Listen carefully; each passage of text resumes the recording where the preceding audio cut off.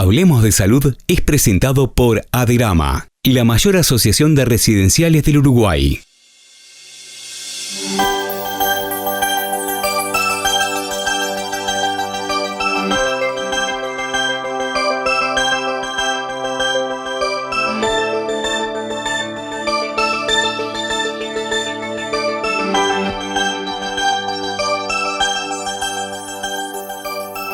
Bienvenidos a un nuevo programa de Hablemos de Salud, programa que cada semana le brinda la información necesaria para que pueda tener una vida sana y saludable.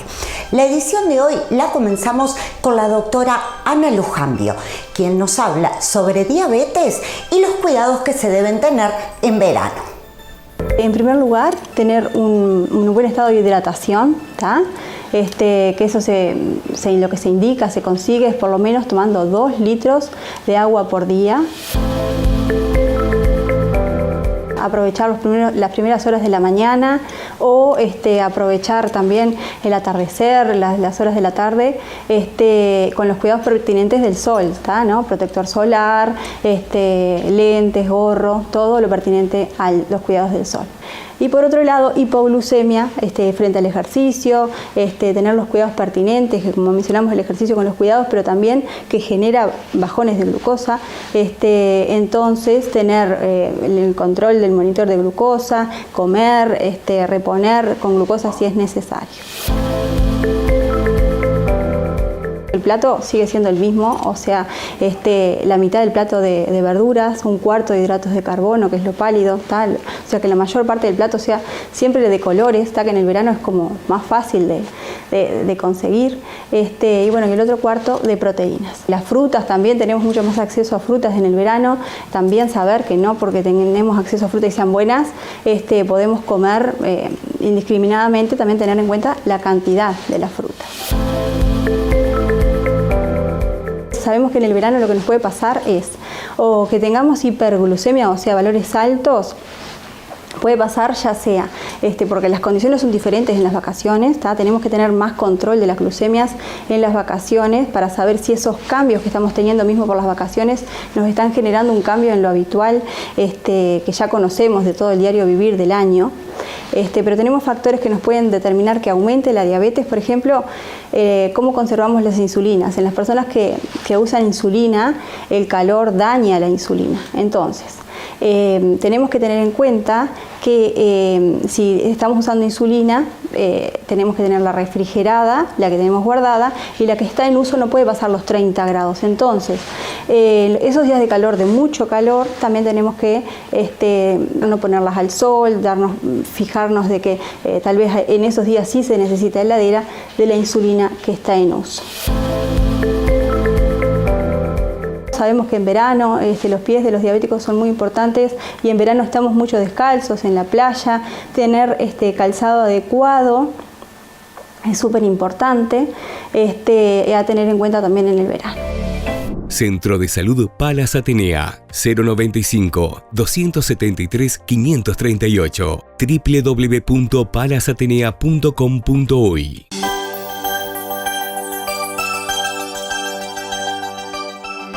Muchas veces lo que le pasa a la mujer, no a todas, por eso digo muchas, es que la vagina se empieza a atrofiar. ¿Qué es esto? Es cuando la vagina se empieza a cortar, se empieza la piel de adentro de la vagina, la mucosa, se empieza como a acartonar y empieza a tener dificultad la persona para tener un encuentro sexual. Secundariamente a esto, a esta atrofia vaginal, puede existir resequedad vaginal, que también junto con el coito doloroso cuando hay una penetración puede hacer que tenga un sangrado, que tenga dolor, como dije recién, y eso hace que la mujer después empiece a evitar los encuentros sexuales. Por el mismo cese de las hormonas que generan los ovarios, también ya de por sí la mujer va a tener un menor libido sexual, un menor deseo, una menor cantidad de fantasías, que eso muchas veces puede ser secundario al cese de las hormonas o también puede ser secundario a que la mujer tenga un coito doloroso, entonces ya tenga un recuerdo de que el anterior encuentro sexual fue doloroso y así ya empieza a evitar los encuentros sexuales. Hay que tener mucho cuidado siempre a la hora de medicar a las mujeres menopáusicas porque puede haber otro problema y no simplemente es las hormonas. Hay que tener mucho cuidado también con qué está pasando con la psiquis de esa persona que tuvo un gran cambio. No siempre acudirlo a las hormonas o al sexo hormonal.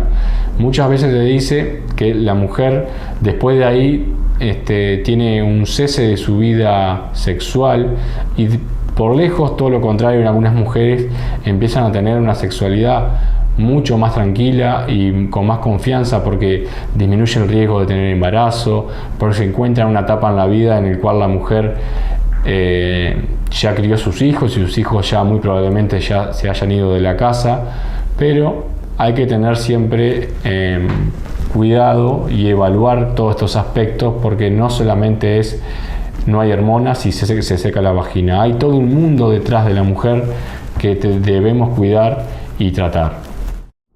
Residencial Casa Gaudí, 099-186-886, Avenida Francisco Soca, 1480. En este espacio hablaremos sobre endometriosis y quien nos define qué es, cuál es su sintomatología y cuáles son los tratamientos es la doctora Gladys Germano. La endometriosis es una enfermedad inflamatoria crónica que se caracteriza por la presencia de un tejido muy parecido al endometrio, que es el que recubre normalmente el útero por dentro y todos los meses se renueva con la menstruación, un tejido muy similar a ese y que responde a las hormonas igual que el endometrio y está colocado fuera del útero, puede estar en cualquier parte del cuerpo, pero lo más frecuente es que esté en la pelvis, en las proximidades del útero, cerca de las trompas, cerca de los ovarios, cerca del intestino, del aparato urinario. Y por lo tanto se caracteriza con la sintomatología, sobre todo a nivel pelviano, el dolor pelviano, las molestias intestinales, las molestias urinarias. El más común, el más importante es el dolor menstrual intenso.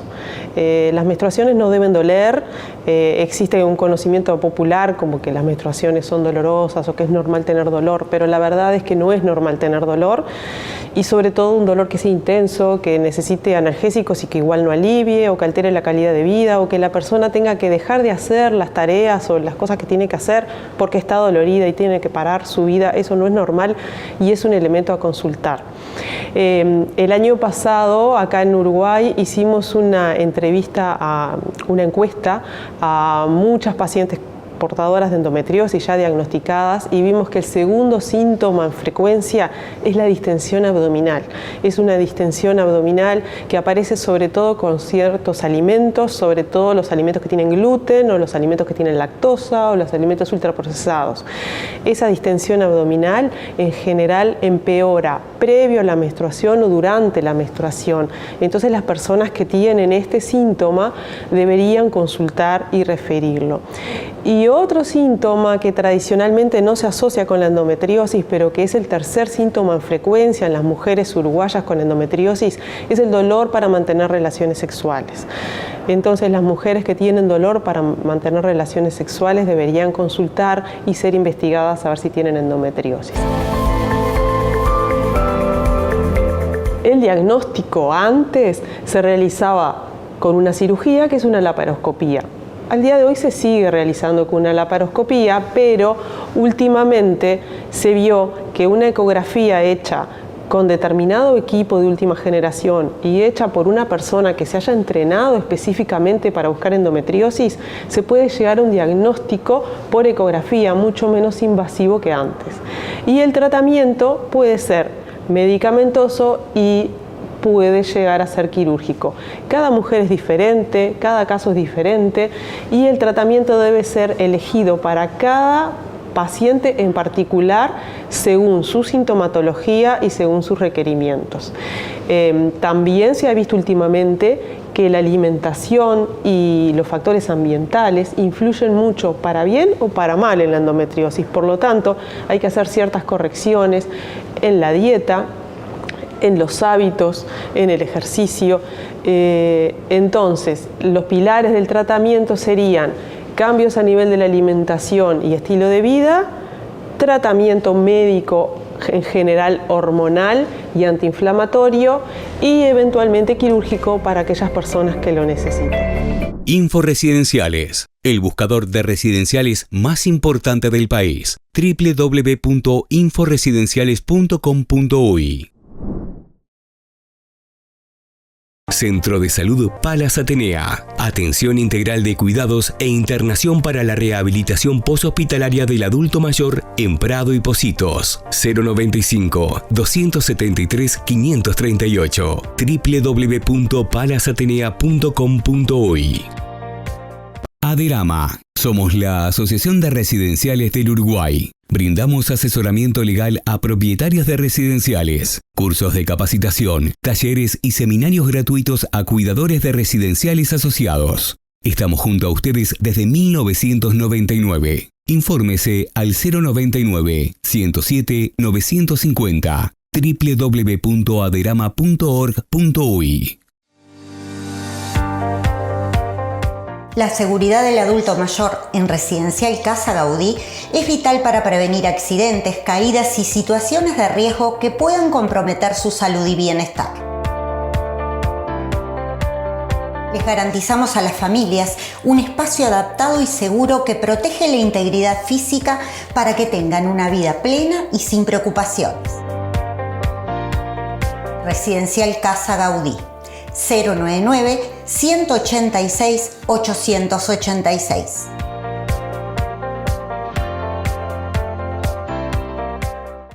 Aderama. Somos la Asociación de Residenciales del Uruguay. Infórmese al 099-107-950. Y en esta oportunidad, nuestra asesora, la doctora Gabriela Novello, ha preparado el siguiente tema basado en sus consultas. Hoy vamos a hablar sobre los tratamientos médicos de la alopecia, que es la caída de cabello. Dentro de los tratamientos tenemos lo que son los farmacológicos, los tratamientos de mesoterapia y plasma rico en plaquetas y el tratamiento microquirúrgico con el implante capilar. Así que hay una gama de tratamientos que el tratamiento en conjunto van a obtener mejor resultado. Es importante que el paciente consulte al médico especializado en el tema para hacer diagnóstico específico de alopecia y de tipo de alopecia, para luego saber cuál es el tratamiento indicado y personalizado. Lo que yo voy a transmitir ahora es algo a modo genérico de cuáles son los fármacos que están en el mundo y cuáles son los que están acá en nuestro país. Dentro de ellos tenemos el finasteride. El finasteride es el gold estándar en cuanto al tratamiento para prevenir la caída y para fortalecer el pelo. El finasteride es un inhibidor de la enzima 5-alfa reductasa tipo 1, es un antiandrogénico que lo que hace es, al administrarse por vía oral, así como también en microinyecciones en lo que es la mesoterapia, estimula la fase anagénica, que es la fase de crecimiento activo del bulbo piloso, haciendo que el pelo crezca más fuerte, más resistente, permite reclutar bulbos que se encuentran en proceso de miniaturización, en proceso de atrofia, los recluta y permite que salga y que sea un folículo piloso activo. Es el gold estándar, está aprobado por la FDA, ¿sí? Es el que hoy se utiliza y está en nuestro país a la hora de medicar al paciente e indicarle cuando tiene una alopecia androgénica, ¿sí? Esto se puede utilizar en hombres, la dosis indicada en hombres de 1 miligramo día, ¿sí? Y en las mujeres tiene que ser guiado, como mencioné, con prescripción médica, ¿sí? Está contraindicado en mujeres en edad fértil o tiene que estar, como digo, bien regularizado y controlado en ese caso, ¿sí? Después el otro fármaco que hay hoy es el minoxidil vía oral y minoxidil mediante microinyecciones.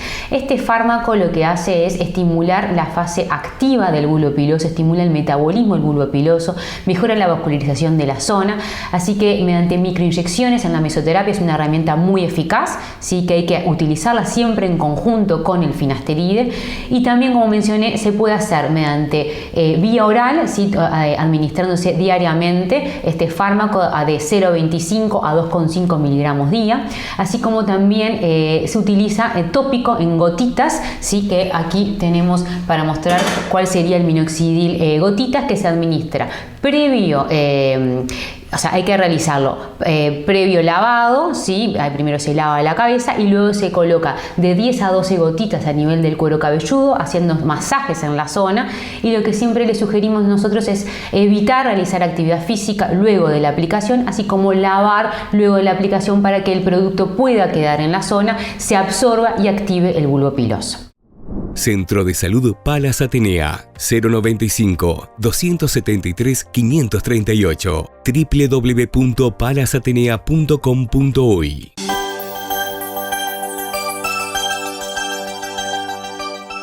¿Qué es esta patología? Es una alteración del flujo sanguíneo en el cerebro. Tenemos dos tipos de ACV, el ACV hemorrágico y el ACV isquémico. En el hemorrágico lo que va a suceder es que se va a romper un vaso, provocando así una hemorragia en el paciente. Este tipo de ACV es más letal y por suerte menos frecuente en nuestro país. El ACV isquémico, lo que va a ocurrir es que se va a obstruir un vaso sanguíneo en el cerebro. Este es más frecuente y menos letal. Ahora bien, ¿cómo nos podemos dar cuenta nosotros que estamos frente a una persona, a un paciente que está cursando un ACV? Y acá puede ser de varias maneras. Una de ellas es el parálisis facial. La mitad de la cara de la persona se va a adormecer. Van a caer los músculos de la cara. ¿Cómo nos podemos dar cuenta? Al pedirle que sonría a la persona, podemos notar que el labio superior va a caer. Otra manera puede ser que caiga el párpado. Y además el paciente nos puede manifestar que tiene un adormecimiento en la mitad de la cara. Otra de las maneras que también es frecuente es un trastorno en el habla.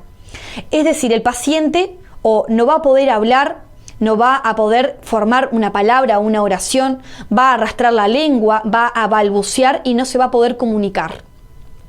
Y otra de las alteraciones que nos podemos dar cuenta nosotros es que haya una pérdida del tono muscular. Es decir, el paciente no va a poder mover el brazo, no va a poder mover la pierna en una mitad del cuerpo, ya sea la parte izquierda o la parte derecha.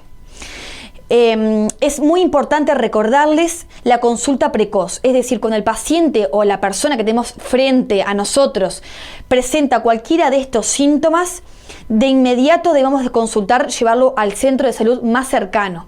Recordemos que cuanto más rápido se trate el ACV, menos secuelas puede quedar en la persona. Residencial Casa Gaudí, 099-186-886, Avenida Francisco Soca, 1480. En este segmento, nuestro asesor, el doctor Juan Andrés Cabrera, nos habla sobre una nueva terapia. Se refiere a la terapia proliferativa para eliminar el dolor.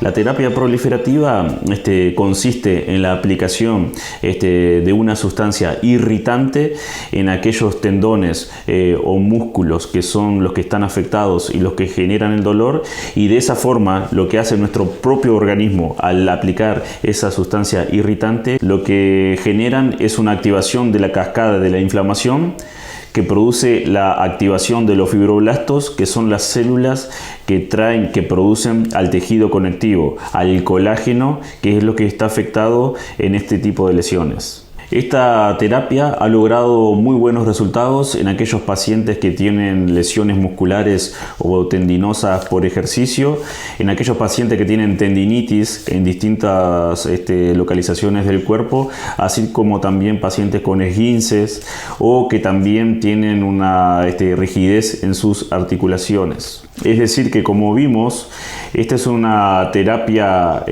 nueva que se puede aplicar tanto en el joven que realiza ejercicio a alto nivel, como ser el running, como ser el crossfit. También su aplicación sirve en personas mayores, en donde la artrosis y la artritis puede ser una causal de pérdida de funcionalidad y de dolor. Esta terapia también es muy efectiva. Al igual que en aquellas lesiones producidas por caídas desde la altura, tendinitis, desgarros musculares, inflamaciones de articulación complicaciones como ser los esguinces. En todas estas situaciones, la aplicación de esta terapia logra muy buenos resultados. Una vez detectada la lesión con ecografía y rayos X, es ahí, en ese momento, que aplicamos la sustancia de proloterapia, la sustancia proliferativa, para de esa forma lograr que el paciente tenga una regeneración de ese tejido que está afectado.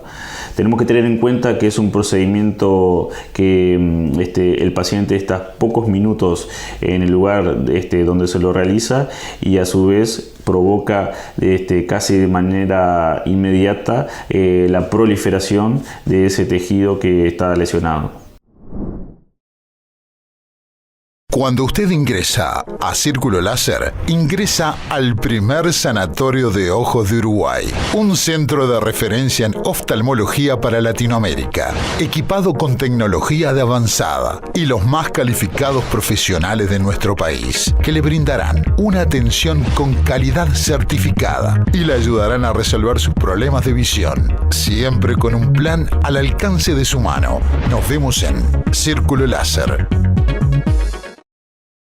Aderama. Somos la Asociación de Residenciales del Uruguay. Brindamos asesoramiento legal a propietarios de residenciales, cursos de capacitación, talleres y seminarios gratuitos a cuidadores de residenciales asociados. Estamos junto a ustedes desde 1999. Infórmese al 099 107 950 www.aderama.org.uy. El bienestar físico y emocional del adulto mayor en Residencial Casa Gaudí es fundamental para garantizar una mejor calidad de vida, prolongar su independencia y fomentar su felicidad, contribuyendo a un envejecimiento activo y pleno.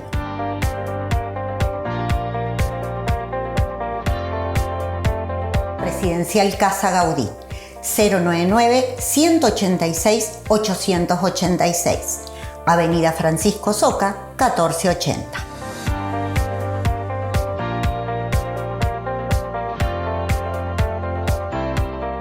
Inforesidenciales, el buscador de residenciales más importante del país. www.inforesidenciales.com.uy.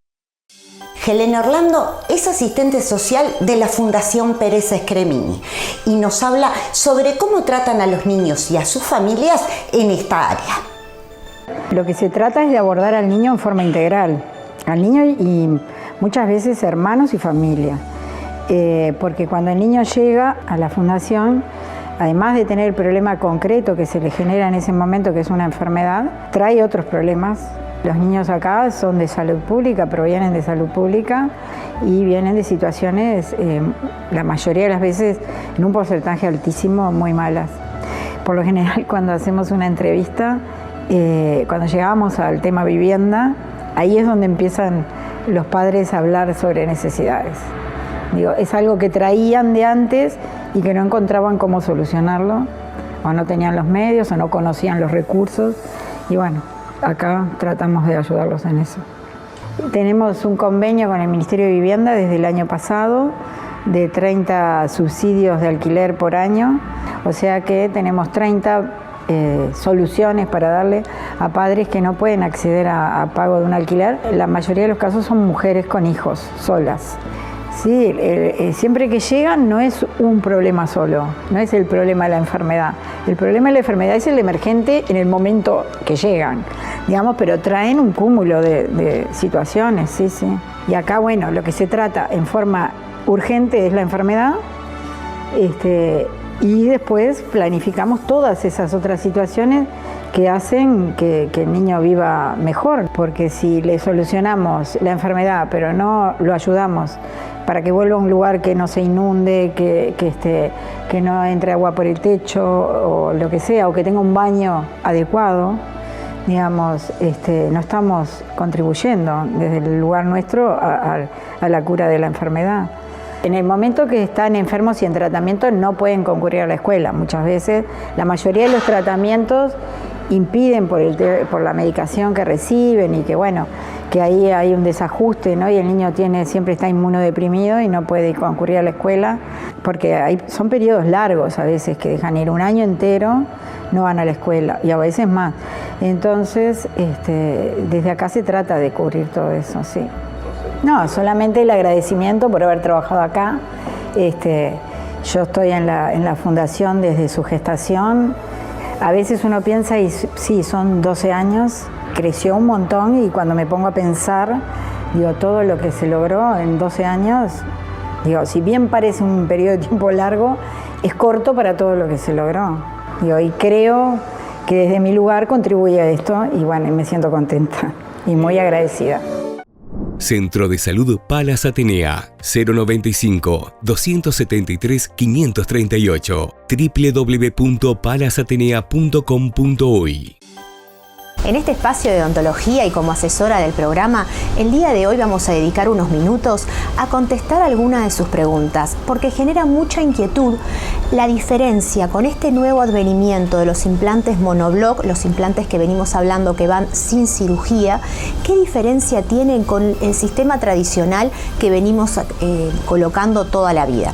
Les queremos comunicar que esto es un sistema de avanzada y que tiene justamente, como la palabra lo dice, todo en un mismo bloque.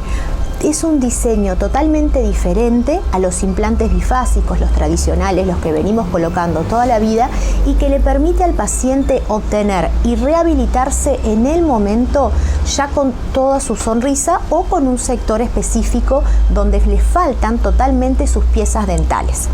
Recuerden que antes el sistema bifásico iba a determinados espacios donde realmente necesitábamos tener una cantidad de hueso, pero para nuestros pacientes con grandes atrofias, o sea, con grandes pérdidas de hueso, este es el sistema indicado, porque no necesitan injertos y no necesitan esperar largos periodos de tiempo para poder rehabilitarse, o sea, para poder colocar sus piezas dentales. Con este sistema, que es sin cirugía, tiene un diseño especial que va a determinadas estructuras óseas.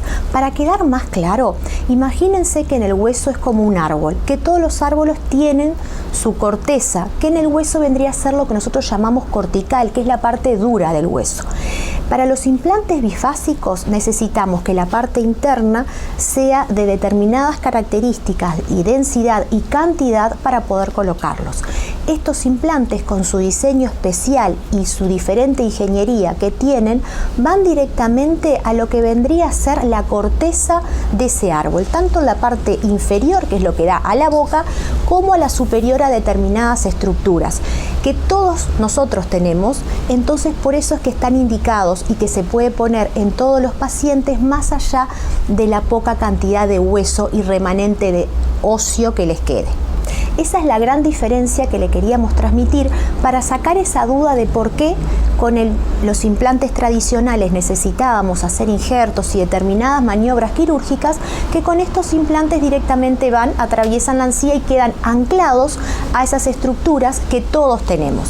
Por eso tienen gran facilidad y las ventajas que le genera al paciente de no tener un posoperatorio, porque acá no hay que hacer ni cortar, ni suturar, o sea, ni coser, como en las técnicas tradicionales. El paciente se reintegra a sus actividades sin inflamación y sin dolor, pero ya teniendo toda la rehabilitación, o sea, sus dientes fijos en el momento. Por supuesto que es una técnica de avanzada que la tiene que hacer un profesional que esté muy entrenado en la técnica y que le genera al paciente pocas horas en el sillón, porque tiene todo un estudio previo. Pero al momento de colocarse los implantes, el profesional ya tiene la rehabilitación pronta. Entonces es colocar los implantes y poner los dientes, o sea, la rehabilitación. Y eso favorece muchísimo los tiempos, porque con la ingeniería de estos implantes, que le van dando al hueso una carga progresiva, le permite al odontólogo colocar y cargar esos implantes en el mismo momento de la colocación. Bueno, como siempre, esperamos haber aclarado sus dudas y es un placer poder instruirnos y educarnos entre todos. Residencial Casa Gaudí, 099-186-886, Avenida Francisco Soca, 1480. Y finalizando nuestro programa, les recordamos que su salud es lo más importante, que prevenir enfermedades es un compromiso de todos y que nosotros los esperamos aquí la próxima semana en Hablemos de Salud.